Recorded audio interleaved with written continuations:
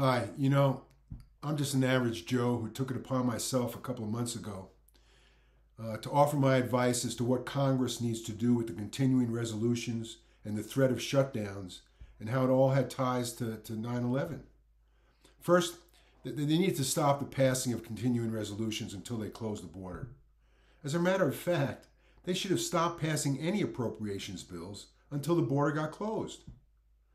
But in the meantime, Congress took a 6-week vacation without doing anything about continuing resolutions or closing the border or even communicating with each other, except to say that doing so would cause some government employees to not get paid. Well, maybe if they started out with members of Congress not getting paid their $174,000 a year, the process of trimming the budget would move along a lot quicker. And did any of them mention that they were going to take the 6 weeks off when they were running for office? No. They told you that if you elected them, they were going to work day and night to make your country a safer and better place for you and your family to live. And then they came back after the vacation with a few Republicans, complaining about the plight of the continuing resolution being continually kicked down the road again, and decided to change the speaker. Of course, all this could have been resolved within the time they took the 6 weeks off. So here we are now faced with the very dangerous and urgent situation of the surprise attack on Israel with a leaderless and rudderless house, which should show us how vulnerable we are with our own porous border. When Hamas can kill so many people and do so much damage from outside of a very secure Israel, and how it would be so much easier to create an even worse disaster from within our own country, and don't think we're secure enough to prevent it.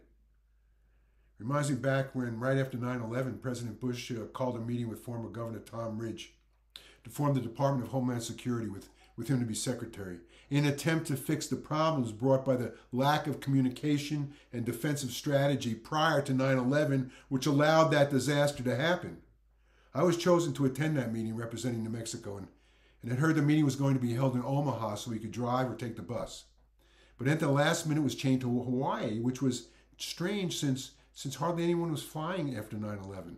I heard that the reason it was changed to that paradise was to keep the few senators that attended busy and out of the hair of those who already had made the budgetary and administrative decisions of this new department, but still wanted it to appear to be a bipartisan national effort. But we gave all our input as to what the goals of this department might be, with those of us representing border states pushing for a wall to be built on a southern border, not necessarily to keep people out, as it was to decide who was coming in. But with all the great arguments we had, it seemed their minds had been made up, and the wall was put on the back burner because Governor Ridge felt that since the planes crashing had a horrific result, its impact was limited to a specific area and a few thousand deaths. So he thought we needed to focus on airline security and other vulnerable areas of concern, like protecting coastal waterways and water supplies throughout the country, and electric grid, food supplies, public transportation, arson, and many other possible distractions or disruptions in areas that most of us hadn't even thought about. But he also agreed that the impact of a couple of hundred terrorists sneaking across the border could do a lot more damage over time than 9/11, even as horrific as that was. And by increasing the border guard present at both borders, it would be good enough to, according to him, then allowed for the budget allocations to focus on the vulnerable assets that he had identified. Us border folks agreed that, but thought that, instead of focusing on protecting our at-risk valuable resources, we need to first prevent terrorists from invading our country to destroy them.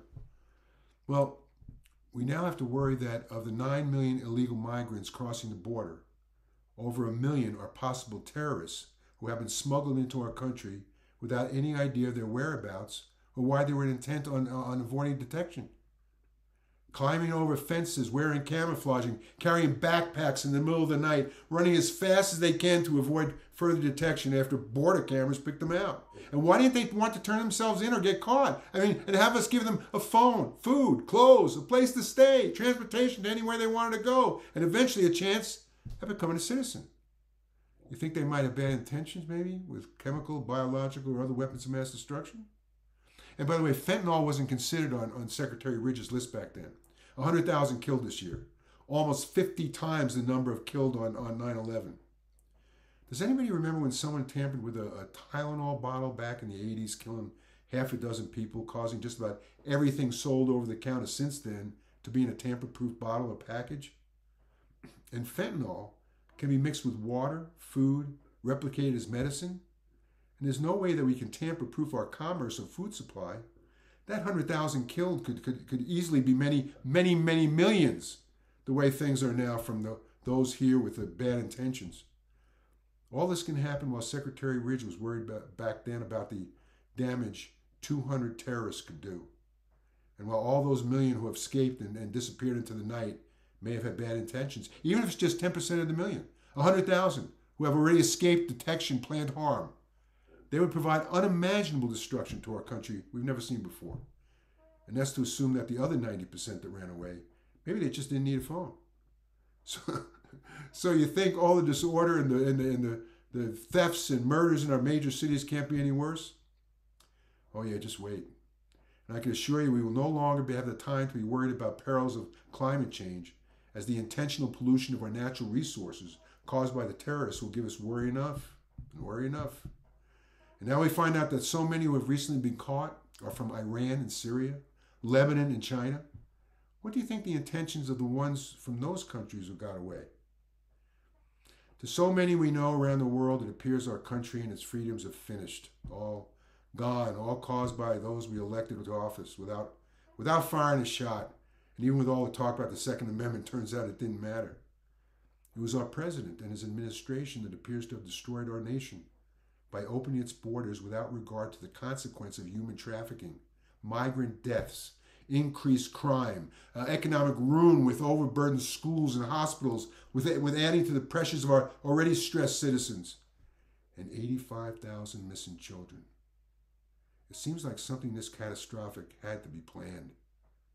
And then a united Democrat Party with the mainstream news media, bordering on treason, by turning a blind eye to the over 9 million illegals crossing into our United States, again including those increasing numbers of 85,000 missing children, with no requirements for screening of diseases or vaccines, putting their constituents in danger with Mexican cartels scattered throughout our country, as none of the Democrats utters a word about it, as if they all took a loyalty oath to the party, selling out those who we represent.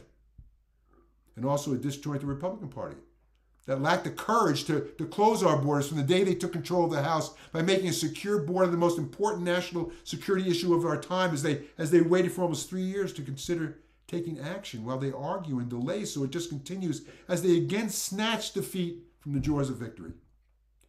Democrats keep the borders open for the possibility of votes. Republicans keep it open for the possibility of cheap labor. You know, we really wouldn't be worse off if we could just demand that they all resign and start over. We've allowed their corruption, cowardice, greed, and incompetence now to potentially lose what was the greatest country in the history of mankind. And this is how we thank all our heroes who gave their lives and their future to preserve our present that has now become meaningless. And it happened because of you letting it happen.